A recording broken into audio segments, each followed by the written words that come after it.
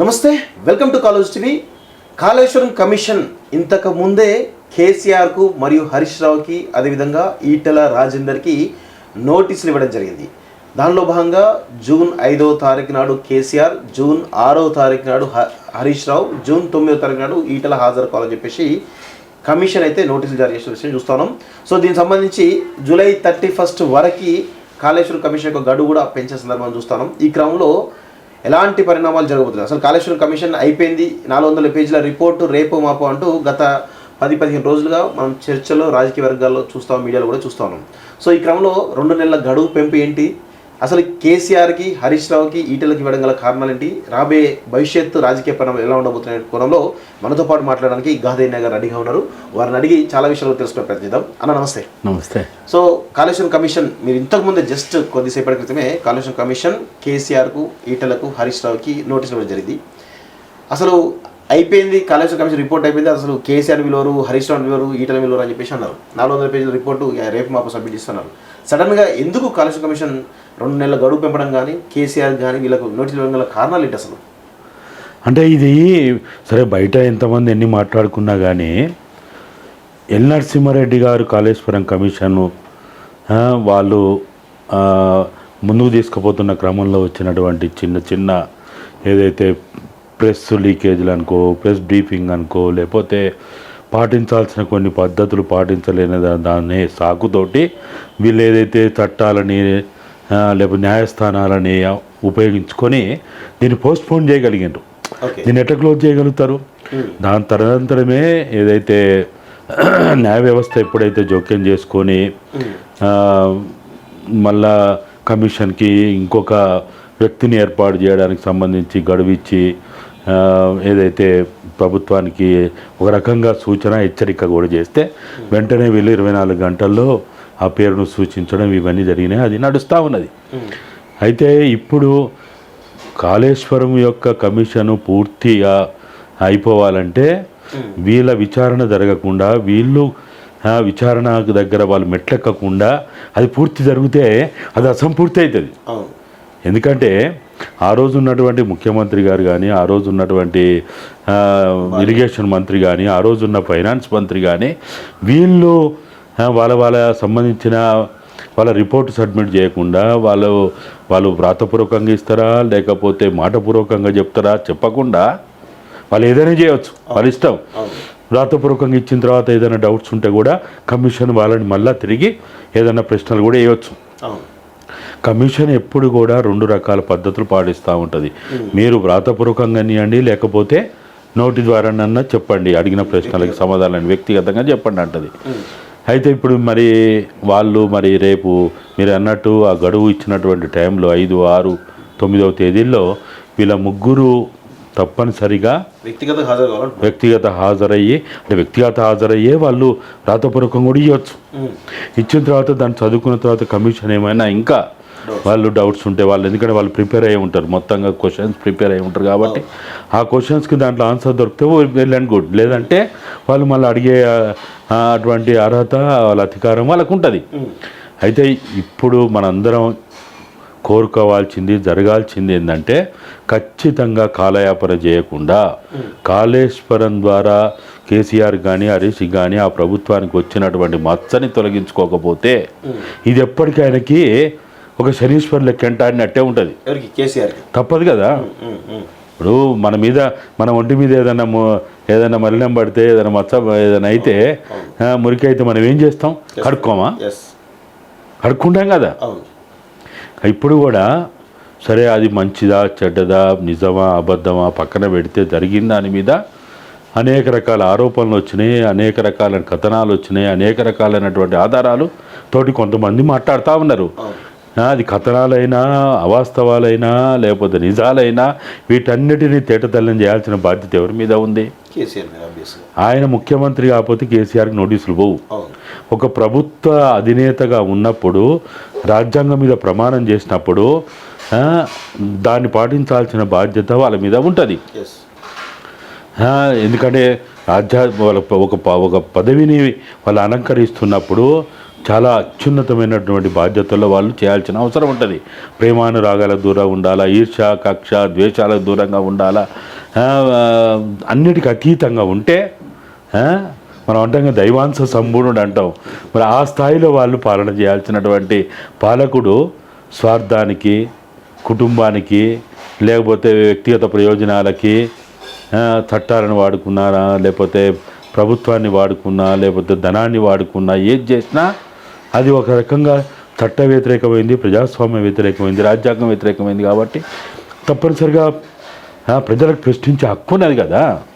అంటే ఇక్కడ ప్రధానంగా కేసీఆర్ ఈ విచారణ తర్వాత 400 పేజీలు 500 పేజీలు రిపోర్ట్ ఇస్తారు కదా, తర్వాత ఖచ్చితంగా ఇదంతా కూడా కేసీఆర్ మెడకే చుట్టుకుంటుంది. కేసీఆర్ అరెస్ట్ కావడం ఖాయమైనటువంటి ఒక బలమైనటువంటి చర్చ జరుగుతుంది. ఆ దిశగా రేవంత్ రెడ్డి అడుగులో ఉండే అవకాశం ఉంటుందని అంటా ఉన్నారు.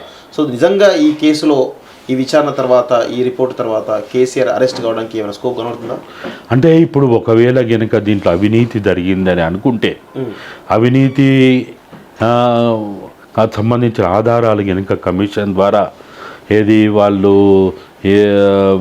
ప్రభుత్వం ఇచ్చిన డబ్బులు కాంట్రాక్టులకు ఇచ్చిన దాంట్లో కావచ్చు, లేకపోతే వాళ్ళు పాటించాల్సిన పద్ధతులు పాటించకపోవడం కావచ్చు, టెండర్ పద్ధతి ఏదైతే ఒకటి ఉంటుందో, మన ప్రతిదానికి ఒక పద్ధతి ఉంటుంది కదా, టెండర్ ప్రాసెస్ ఏదైతే ఉంటుందో దాన్ని పాటించకపోయినా, లేకపోతే అడ్వాన్స్ పేమెంట్ చేసినా, లేకపోతే ఇంకా ఇతరత్ర ఏదైనా జరిగినప్పుడు, అంటే ప్రజాస్వామ్య పద్ధతిలో చట్టబద్ధంగా ఏదైతే పాలన చేయాలనో దాన్ని అటు ఇటు అయినప్పుడు అప్పుడే ఇవన్నీ ముందుకు వస్తాయి. కాబట్టి ఇక్కడ ఒకసారి కనుక అవినీతి పాల్పడ్డరు అనే అంశం వస్తే మాత్రం ఇమ్మీడియట్గా అనేక సంస్థలు వస్తాయి. ఈడీ వెంటనే వచ్చి కూర్చుంటుంది. అవినీతి అంటే చాలు, అవినీతి జరిగిందని కమిషన్ ఎప్పుడు కూడా విచారణ అంశాన్ని బయట పెడుతుంది. కానీ దాన్ని కేసు పెట్టండి, ఎఫ్ఐఆర్ చేయండి అని కమిషన్ చేయదు. ఏం చేస్తుంది కమిషన్? ఇక్కడ అవినీతి జరిగిందని చెప్పగానే మిగతా అన్నీ వచ్చి కూర్చుంటాయి. ఇక అన్నీ వస్తాయి. ఇక యాంటీ కరప్షన్ వస్తుంది, ఈడీలు వస్తాయి, సిబిఐ వస్తుంది, ఇక రావాల్సిన అన్నీ వచ్చి కూర్చుంటాయి. ఇక కమిషన్ రిపోర్టు అనేది కనుక వెలుగులోకి వచ్చిన తర్వాత దీంట్లో కనుక లుకలు అంటే వాళ్ళు పాటించాల్సిన పద్ధతులు పాటించలేదు, దీంట్లో పొరపాట్లు ఉన్నాయి, టెండర్ విధానంలో కావచ్చు, లేకపోతే అడ్వాన్స్ పేమెంట్లలో కావచ్చు, లేకపోతే ఇంకా ఇతరత్ర ఏవేవైతే పాటించాల్సిన పద్ధతులు ఉంటాయో అవన్నీ పాటించలేదని కనుక వస్తే అది మెగా కృష్ణారెడ్డి రూపంలో ఉండొచ్చు, లేకపోతే వాడెవడో ఉండే కదా పెద్ద అదే డ్యాములు కట్టినోడు, గేట్లు పెట్టినోడు సంస్థ వాళ్ళకి కావచ్చు, వీళ్ళకి ఎవరికైనా కానీ ఎల్ఎన్టీ వానికి ఇప్పుడు మేజర్గా ఇక్కడ ఉన్నది ఏంది, అక్కడ ఎల్ఎన్టీ తర్వాత మొత్తం మెగా కృష్ణారెడ్డి ఇద్దరే కదా. మెగా కృష్ణారెడ్డి ఎంతమందికి ఇచ్చిండు, పేమెంట్లు ఏమేమి అనేది సెకండరీగా, ప్రధానంగా మనకు కనపడేది మొత్తంగా కూడా దీంట్లో ఒకటేమో ఎల్ఎన్టీ, డ్యాముల నిర్మాణం అంతా ఎల్లంటి, మిగతా కాలువలు, తర్వాత ఉప కాలువలు, ఇతరత్ర అంతా కూడా మెగా కృష్ణారెడ్డి. ఈ మొత్తంలో ఎల్లంటికి కానీ మెగా కృష్ణారెడ్డి కానీ ఇచ్చినటువంటి ఏదైతే అడ్వాన్స్ పేమెంట్లు కావచ్చు, లేకపోతే వాళ్ళు టెండర్ విధానం పాటించే విధానాల్లో కావచ్చు, లేకపోతే ఇంకా ఇతరత్ర ఏదైతే ఉన్నాయో వాటన్నిట్లలో కనుక అవకతవకలు ఉన్నట్టుగా ఏమైనా జరిగిందనుకో, ఇప్పుడు మెగా కృష్ణారెడ్డి కూడా ఆయన కూడా ఆల్రెడీ కమిషన్ మరి రెండు సంస్థలు ఎల్ఎన్టీ సంస్థ, మెగా సంస్థ కూడా వాళ్ళు విచారణకు ఎదుర్కొనే ఉంటారు. ఇప్పటికే వాళ్ళు ఏం చెప్పినో తెలియదు, ఏమేమి జరిగిందని చెప్పిందో తెలియదు. వాళ్ళు చెప్పిన దాన్ని ఆధారంగా కూడా వీళ్ళని అడుగుతారు. 100%. ఈ మొత్తం ప్రాసెస్లో ఎవరైనా వాళ్ళు ఏమాత్రమైనా కానీ వాళ్ళు స్కిన్ సేవింగ్ కోసం వాళ్ళు ఒకరు జరగని దాన్ని జరిగినట్టు చెప్పినా, జరిగిన దాన్ని జరిగినట్టు చెప్పినా ఖచ్చితంగా వీళ్ళ ముగ్గురికి మెడకే పడుతుంది. అది ప్రధానంగా మీకు అంటే ఎలాంటి పరిణామాలు జరిగే అవకాశాలు కనిపిస్తున్నాయి? 1 year కాలంగా కాళేశ్వరం కమిషన్ వివిధ రకాల దాదాపు 100 మందికి పైగా ఆఫీసర్లను కావచ్చు, లేకపోతే ప్రజా సంఘాలకు సంబంధించిన వాళ్ళు చాలా మందితోటి సంప్రదింపులు జరిపింది, వాళ్ళతో అఫిడవిట్లు తీసుకుంది. ఈ క్రమంలో కేసీఆర్ పైనే ప్రధానమైనటువంటి ఆరోపణ కాళేశ్వరం కమిషన్ కూడా పరోక్షంగా కేసీఆర్ బాధ్యత చెప్తా ఉంది. సో ఈ క్రమంలో అంటే ఫైనల్గా దీని యొక్క ఎండ్ ఎట్లా పడే అవకాశం కనబడుతుంది? అంటే కేసీఆర్ ఏమైనా ముప్పు కలిగే అవకాశం కనబడుతుందా? అంటే ఇప్పుడైతే ఇది మొత్తంగా ఏమైపోయిందంటే అసలు వాస్తవంగా చెప్పాలంటే ఇది ఈ మొదటి నుంచి కూడా దాదాపుగా ఒక 4-5 ఏళ్ళ నుంచి అంటే 18 ఎన్నికల తదనంతరం నుంచి ఇది పొలిటికలైజ్ అయింది. కాళేశ్వరం పొలిటికలైజ్. ఆ విషయం ఒక ఆర్థికపరమైన అంశము, ప్రభుత్వానికి జరిగిన అంటే ప్రజలకు జరిగిన నష్టం అంతా కూడా ఇది పొలిటికలైజ్ కావడం వల్ల బీజేపీ వాళ్ళు ప్రధానమంత్రి కావచ్చు, అమిత్ షా కావచ్చు, దాన్ని ఏటీఎం అని అనడం కావచ్చు, చాలా ఒక హోమ్ మినిస్టర్ ఏటీఎం అనడం, ప్రధానమంత్రి మాట్లాడడం దాని మీద, అంటే అది పెద్ద విషయం కదా. ఇక్కడున్న ప్రతిపక్ష పార్టీలు మాట్లాడడం అంటే వేరు, ఎందుకంటే వాళ్ళు పూర్తి సమాచారంతో మాట్లాడతారు, ఉత్తగానే గాలి మాటలు మాట్లాడరు, ఆధారాలు లేకుండా మాట్లాడరు అని ఇట్లా కొంత ఉంటాయి కదా. ఆయన ఒక ఏటీఎం అనే పదం వాడిందంటే అది చాలా పెద్ద విషయం కదా. కాబట్టి చాలా ఆధారాలు ఉండి అనేది అందరూ భావిస్తున్నారు. అవినీతి జరిగింది, చాలా డబ్బు దుర్వినియోగమైంది అనేది అందరూ భావిస్తున్నారు.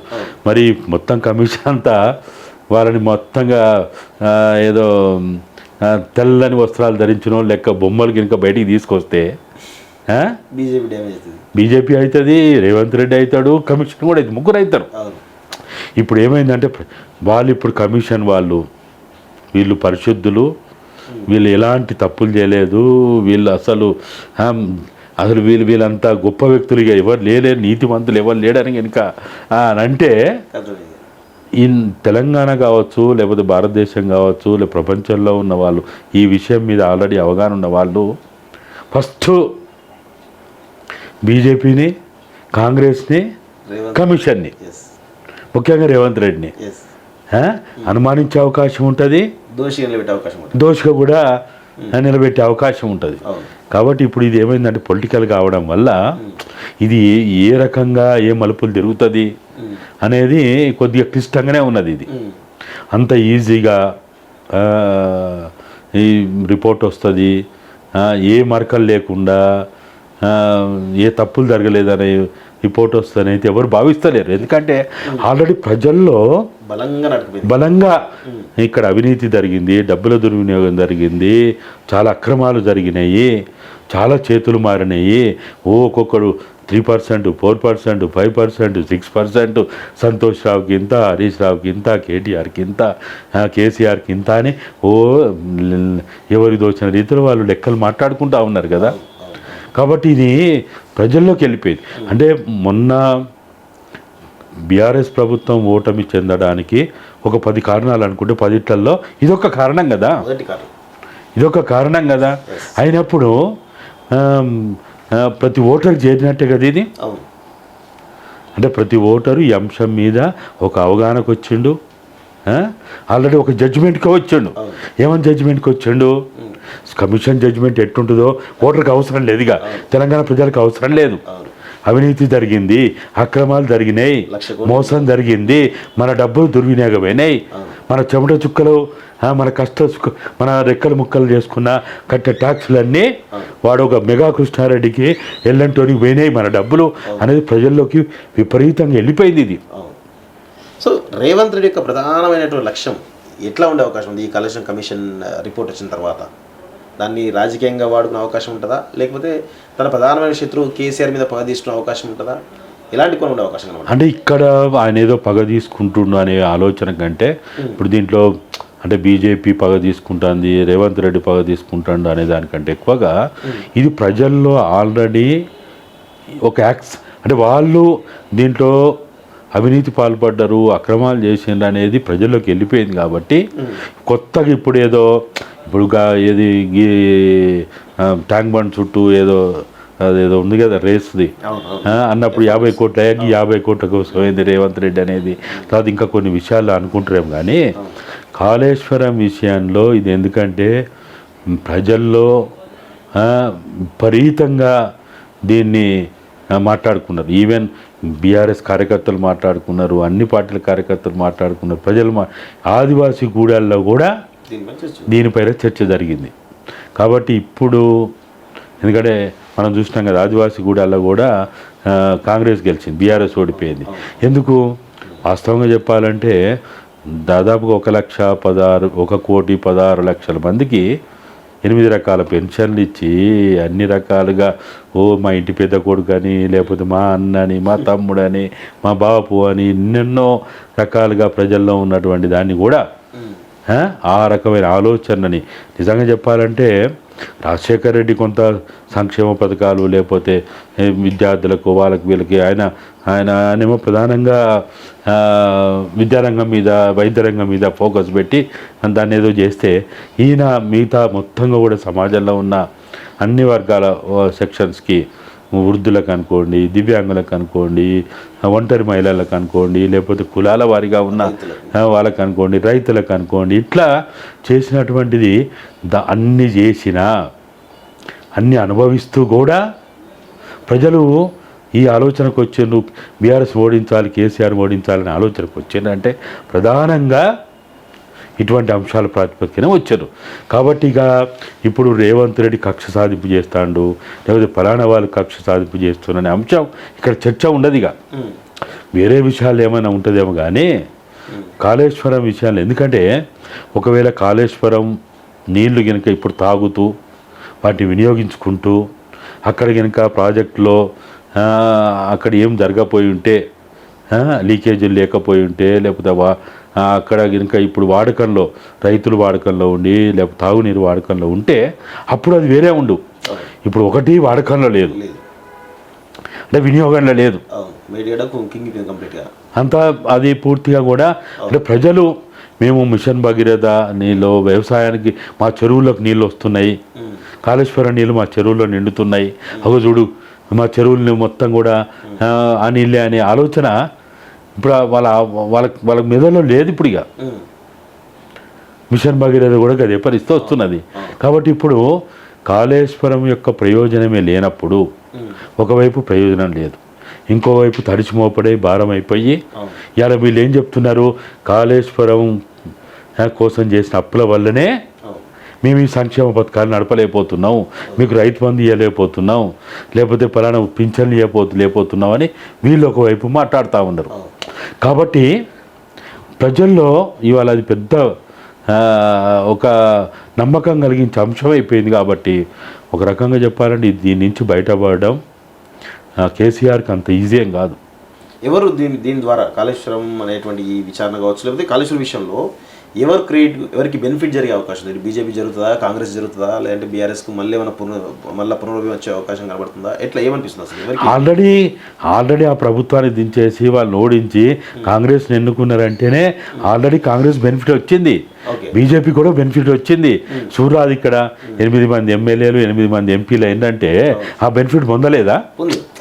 భవిష్యత్తులో ఇంకా రాబోయే రోజుల్లో ఎట్లుంటుందంటే ఒక అంశాన్ని ఎక్కువ కాలం ప్రజలు పట్టించుకోరు.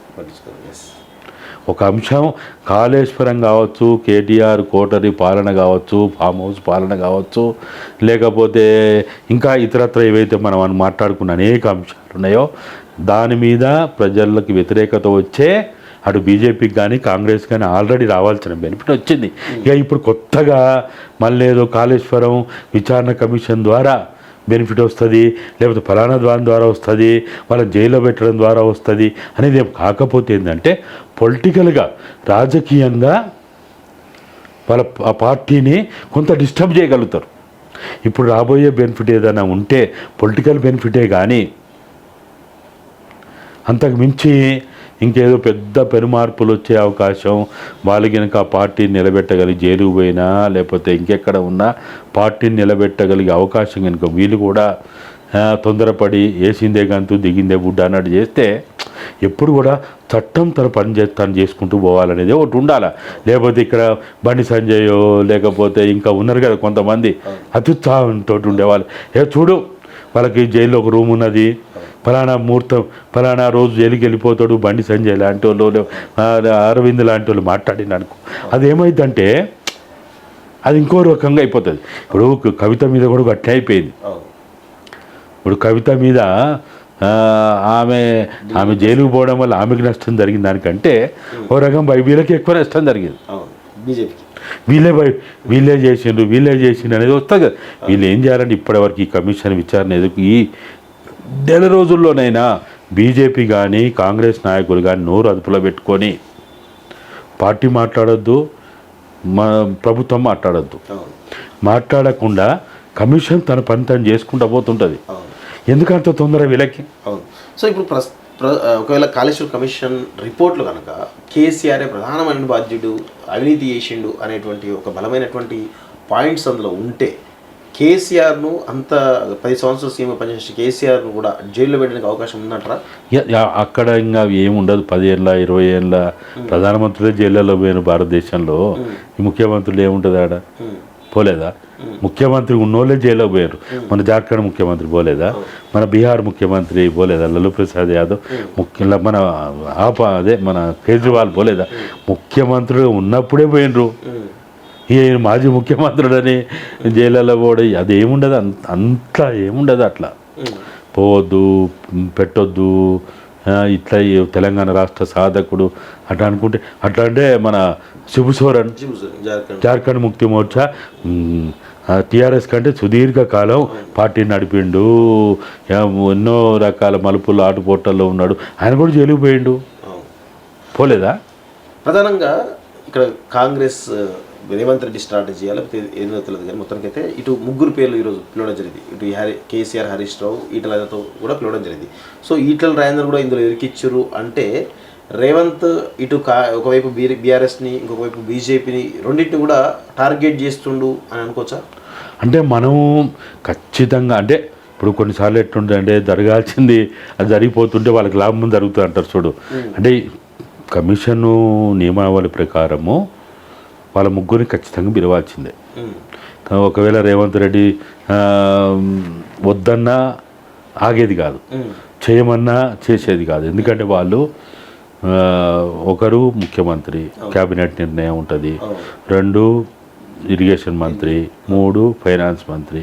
ఈ ముగ్గురు ఖచ్చితంగా, ఎందుకంటే వాళ్ళు పిలిచినప్పుడు కూడా ముగ్గురు సెక్రటరీని పిలిచాను కదా, సెక్రటరీ పిలిచినప్పుడు మంత్రిని కూడా బాధ్యత వహించాల్సి వస్తుంది. ఎంత మంత్రి లేకుండా జరగదు అది. అంటే ఇరకాటంలో బీజేపీని పెట్టే అవకాశం ఏమైనా రేవంత్ రెడ్డి ఆ విధంగా ఏమైనా స్కెచ్ చేస్తున్నాను అనుకోవచ్చా? అంటే ఇక్కడ మెయిన్గా ప్రధానంగా ఏమొస్తుంది, హరీష్కో లేకపోతే ఈటలకు పెద్దగా ఏముండదు. క్యాబినెట్ నిర్ణయం అంటారు వాళ్ళు, లేకపోతే ఈ కాళేశ్వరం కమిషన్ సంబంధించి ఈటల రూపంలో బీజేపీ కూడా నష్టం కలిగే అవకాశం కూడా కనబడుతుంది. ఏముండదు విచారణ పిలిచారు కాబట్టి ప్రధానంగా అయిన ఒక పాత్ర కూడా ఉంది అని అనుకోవడానికి అవకాశం ఏమి కనబడతలేదా? అట్లేముండదు. అట్లా ఉండడానికి ఏముండదు. అంటే ఇప్పుడు ఆయనని బీజేపీ కాబట్టి తీసేసిండని కూడా వస్తుంది కదా, పెట్టకపోతే పిలవకపోతే.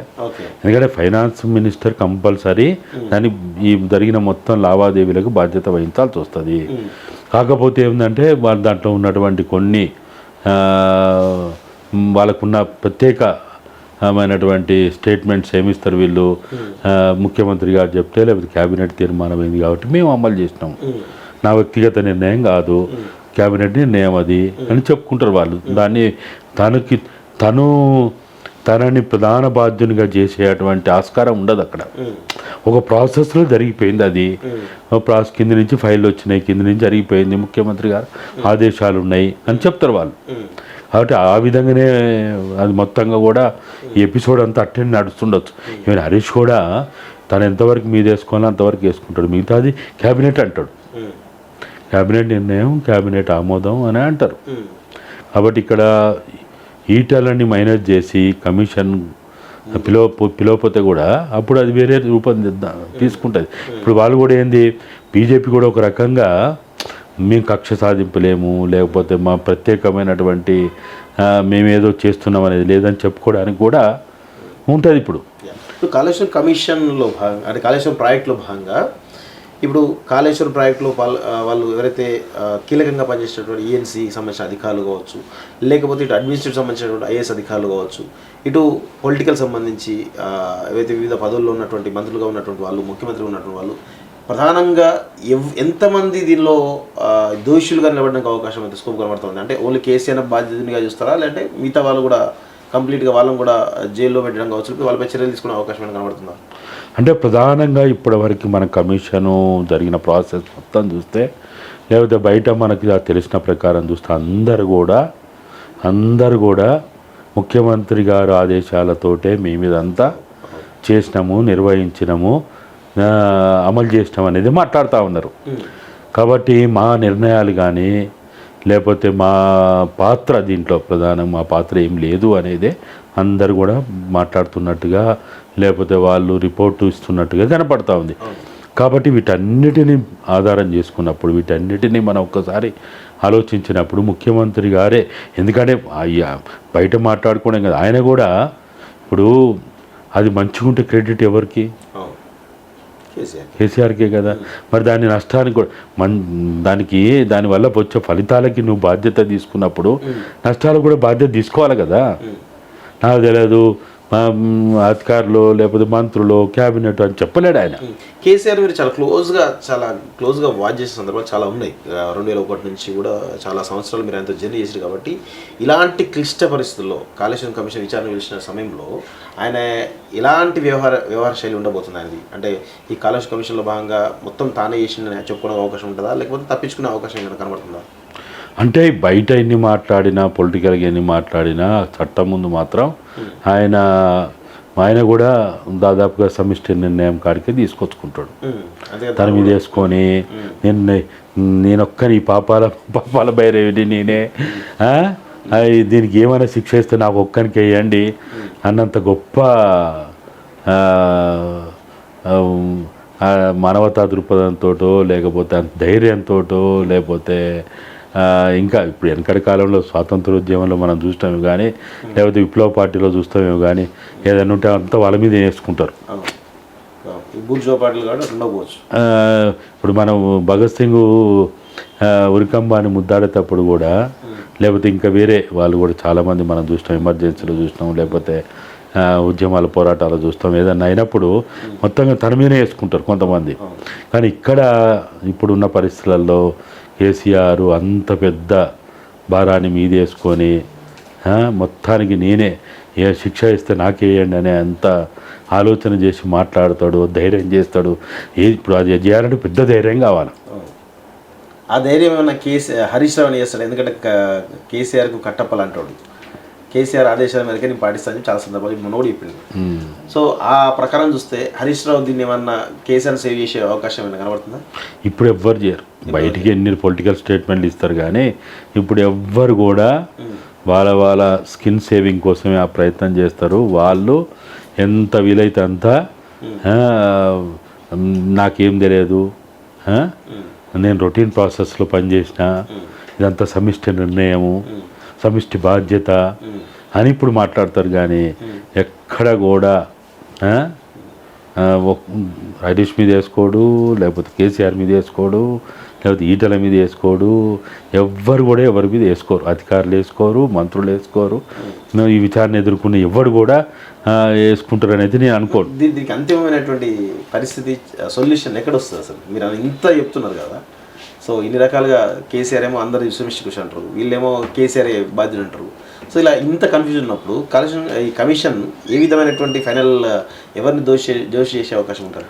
ఖచ్చితంగా ఫైనల్గా వచ్చినప్పుడు మాత్రం సరే ప్రభుత్వమే బాధ్యత వహించాల్సి వస్తుంది. ప్రభుత్వం అంటే ఎవరు? మళ్ళీ వీళ్ళ ముగ్గురే బాధ్యత వహించాల్సి వస్తుంది. ఇంతకు మినహాయించి వేరే ఇంకేం లేదు. ఓకే. సో ఇప్పుడు ఇంత పెద్ద ఎత్తున కాళేశ్వరం కమిషన్లో భాగంగా కల్వకుంట్ల కుటుంబం చాలా పెద్ద ఎత్తున ఒక ఇబ్బందికరమైన పరిస్థితిలో ఉంటుంటే, ఇంకోవైపు అదే కుటుంబంలో ఉన్నటువంటి కీలకమైన నాయకురాల విత్తనంలో కవిత సొంత కుంపటి పెట్టేటువంటి ఒక చర్చ బలంగా రాజకీయ వర్గాల్లో జరుగుతుంది. సొంత పార్టీ పెట్టడానికి ఆమె ఒక ప్రయత్నాలు ముమ్మరం చేస్తూ ఉంది అనేటువంటి చర్చ బలంగా జరుగుతుంది. దీని గురించి మీకేమైనా సమాచారం ఉందా? అంటే ఆమె మొదటి నుంచి కూడా టీఆర్ఎస్లో ఉన్నప్పటి నుంచి కూడా 2002లో అమెరికా నుంచి రిటర్న్ వచ్చింది. అక్కడ యాక్సిడెంట్ అయ్యి హెల్త్ బాగాలేక వచ్చేసింది. అప్పటి నుంచి ఇక్కడనే ఉన్నది. దాని తర్వాత 2004 మళ్ళా కొంత అటు ఇటు రావడం జరిగినా కానీ 2005 తర్వాత 2006 తర్వాత విదేశాల్లో ఉన్నత విద్యను చదువుకోవాలని అనుకుంటున్నారా? అయితే వెంటనే ఫ్లైగ్రాడ్ ఓవర్సీస్ ఎడ్యుకేషన్ కన్సల్టెన్సీని సంప్రదించండి. మీ విదేశీ కలలను సాకారం చేసుకోండి. ఫ్లైగ్రాడ్